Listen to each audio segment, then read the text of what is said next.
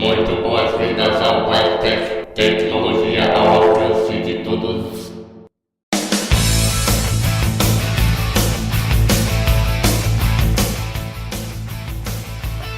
Salve galera, eu sou Marlon Souza e sejam muito bem-vindos a mais um episódio do podcast do portal BlindTech, a tecnologia assistiva ao alcance de todos. No episódio de hoje, gravado no comecinho de novembro de 2016, a gente repercute bastante comentários e e-mails mandados por velhos e novos ouvintes do portal BlindTech sobre a review do uso do guia de voz da TV Samsung. Lembrando, você pode curtir a página do Facebook do portal BlindTech em www.facebook.com/oficialblindtech. Você pode também, é claro, assinar o podcast da BlindTech no iTunes ou na sua plataforma preferida. Tanto quem curte a página do Facebook quanto quem assina o podcast da BlindTech, de uma maneira ou outra, é confortavelmente avisado a cada vez que um novo episódio é lançado.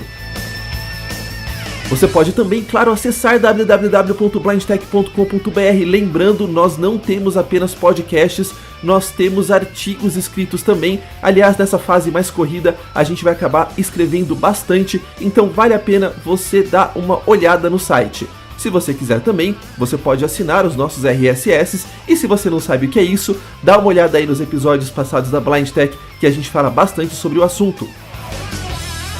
Por fim, você também pode, é claro, mandar e-mails com críticas, pautas e sugestões para blindtech@blindtech.com.br e a gente vai analisando e lendo na medida do possível.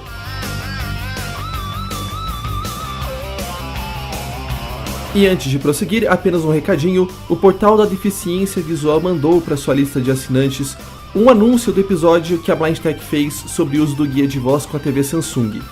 Essa foi uma grata surpresa para mim e para a produção aqui do portal BlindTech.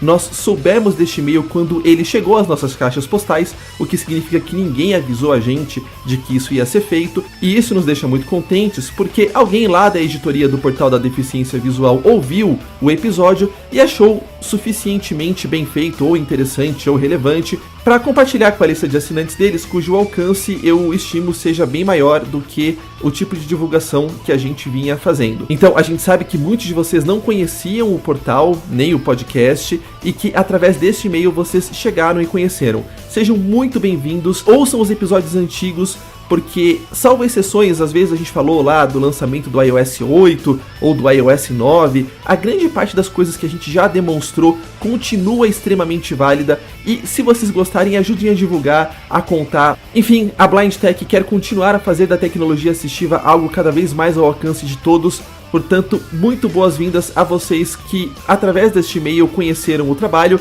e para vocês que já nos ouviam antes, continuem, claro, conosco. Novamente, ao Portal da Deficiência Visual, muito obrigado por esta divulgação que foi feita até sem a gente mesmo saber. E, sem mais delongas, vamos aos e-mails e comentários dos ouvintes.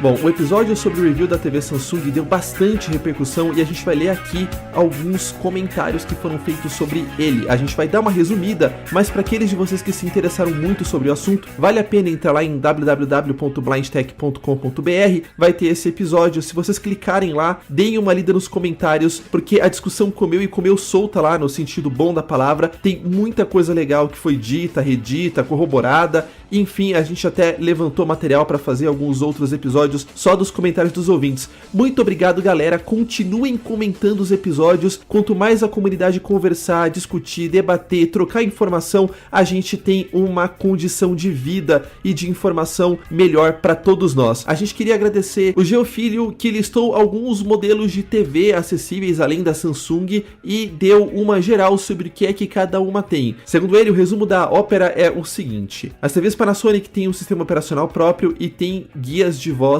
em variados estágios. Algumas das TVs apenas com leitura muito básica, outras com uma leitura um pouco melhor. Já com Android, nós temos modelos da Sony e da Philips, só que a Philips não é muito legal, porque o Android está tão, mas tão modificado, inclusive o Marcos Lira também falou sobre isso, que nem o Talkback roda. Então não é uma opção, pelo menos por essa galera, muito recomendada. A Sony tem Android e nela sim a gente consegue instalar o Talkback, eventualmente até o Shine Plus, segundo o Geofilho e o Marcos Lira, mas há avaliações muito diferentes sobre elas. Então tem uma galera que tá dizendo que é super legal e tal, e tem uma outra galera que tá usando que diz que a TV é excessivamente lenta com o Talkback. E aí, assim, quando a gente fala em algo acessível, a gente precisa saber que da mesma forma que um público vidente não suportaria uma TV que, sei lá, demore 5 segundos para mostrar cada linha de um menu na tela, isso também não deveria ser aceitável pra gente. Nós usamos, claro, se não tiver outra alternativa, mas pelo menos eu não curto muito essa história de TV muito lenta não. Então,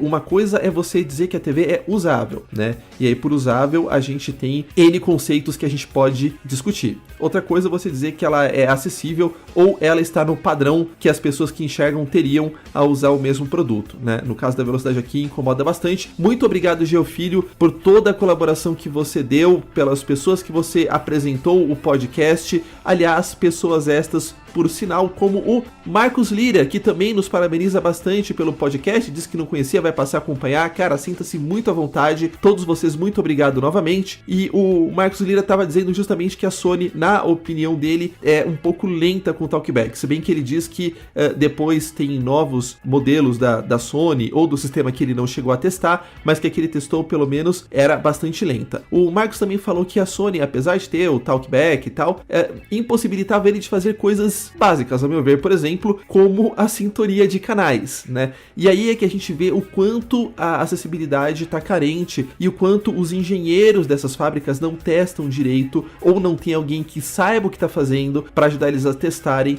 determinados recursos. Porque se alguém pegar qualquer deficiente visual e falar assim, cara, me faz um favor, certifica a acessibilidade dessa TV, né? Muito antes de saber se o Google Chrome é acessível, se dá para entrar no Facebook, se dá para entrar no Skype ou qualquer outra coisa assim, a pessoa deveria falar, olha, no mínimo o que a TV precisa para ser considerada acessível é ter a leitura dos menus e das coisas básicas, dentre elas a configuração de rede, a sintonia de canais e outras configurações que a gente precisa para assistir efetivamente a TV, né? E depois a gente vê esta outra parte. Aliás, o Geofilho também me perguntou se eu fiquei apertando todas as teclas e segurando para ver se alguma delas ligava o guia de voz na Samsung, e foi o que eu falei para ele, não dava para gastar tempo infinito da loja tentando todas as combinações possíveis. O que me causa um pouco de estranheza é o seguinte, o custo para você documentar em uma área clara do site de acessibilidade da Samsung uma maneira de você ligar ou desligar o guia de voz com um determinado atalho de controle, ou se isso não tiver implementado, o custo para implementar esta pequena ferramenta e documentá-la no site de acessibilidade da Samsung, com certeza é muito menor do que o custo total de produção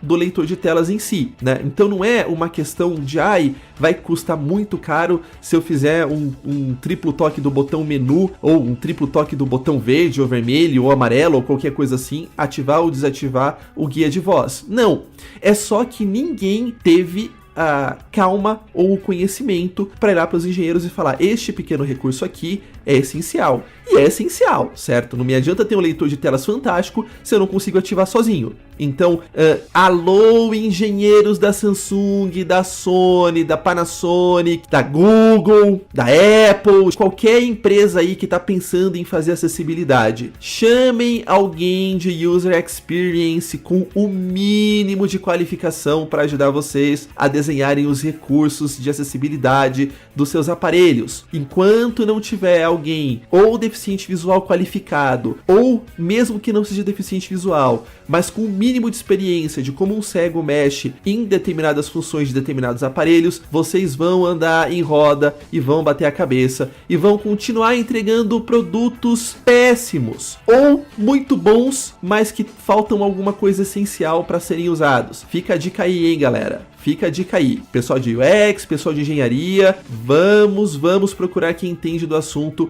antes de sair desenhando recursos de acessibilidade. O Everaldo perguntou aqui sobre aplicativos de controle remoto para ajudar a operar essas TVs. E aí o Marcos respondeu uma coisa e eu concordo com ele. Olha, Everaldo, a gente não vê muita utilidade nesses aparelhos de controle remoto. A não ser que o seu controle remoto seja um controle remoto puramente touch e que a sua TV não tenha o mínimo de acessibilidade para te dizer os botões, mas aí você deveria realmente fugir desse modelo, né? O máximo que você vai ter com um aplicativo de controle remoto no seu celular é o que você já tem nos botões do controle remoto mesmo. E aí, sinceramente, a gente não vê muita utilidade, tá? Se o aplicativo for legal, você consegue ler os labels dos botões, né? Que no controle remoto físico não tem. Tudo bem, pode ser. Mas eu não sei se é tão difícil assim também decorar o que cada botão do controle remoto faz, principalmente na Samsung, no caso, que tem aquele app que eu demonstrei, que você aperta todos os botões e ele fala o que eles fazem. Mas de qualquer maneira, se você quiser ir atrás desses aplicativos de controle remoto e verificar se eles funcionam ou não, sinta-se à vontade, escreve aqui pra gente de volta. É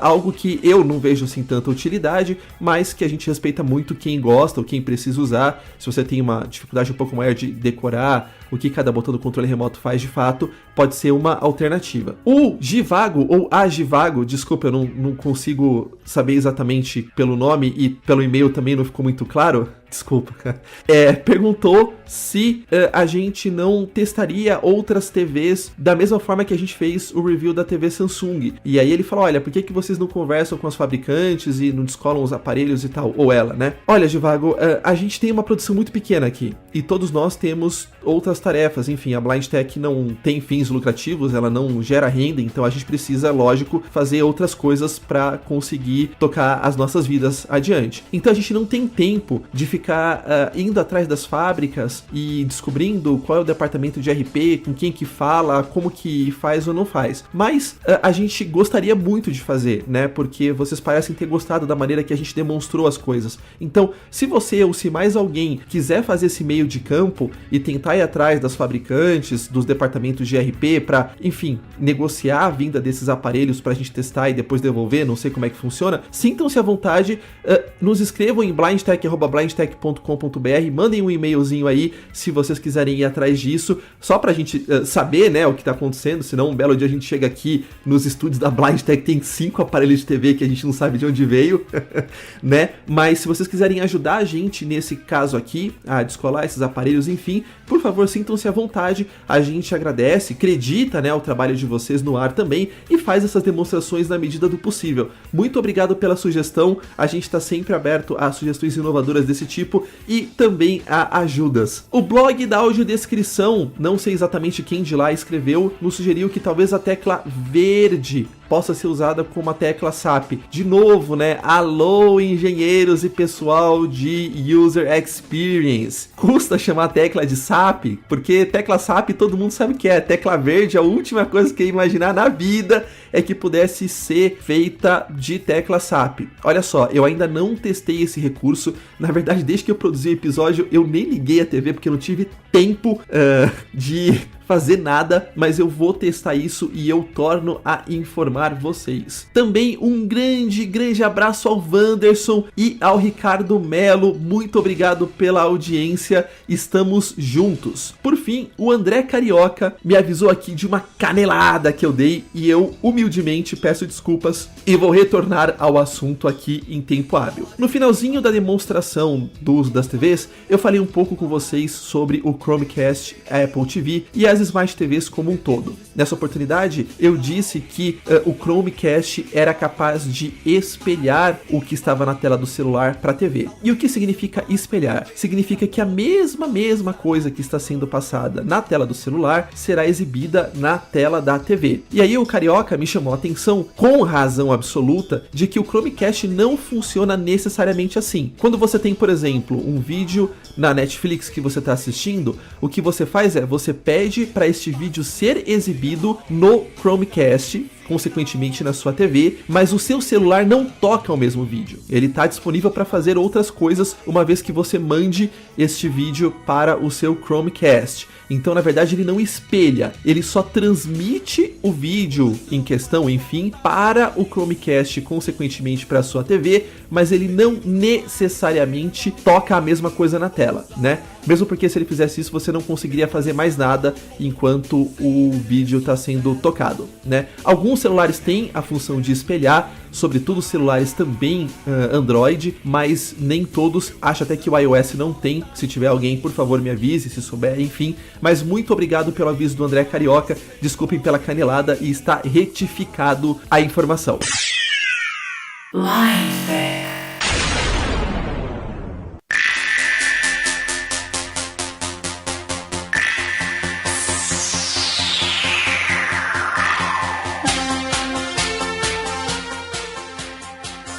E assim termina mais um episódio do podcast do portal BlindTech, a tecnologia assistiva ao alcance de todos.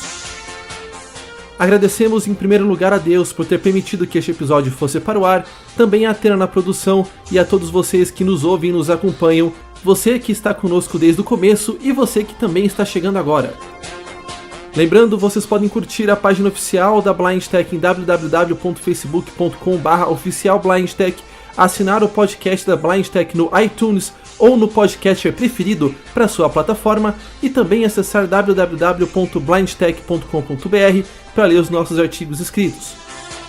Vocês podem também mandar e-mails para blindtech@blindtech.com.br contendo a sua sugestão, a sua crítica ou então a sua sugestão de pauta. Muito obrigado pelo prestígio, pelo companheirismo e pela audiência e até a próxima!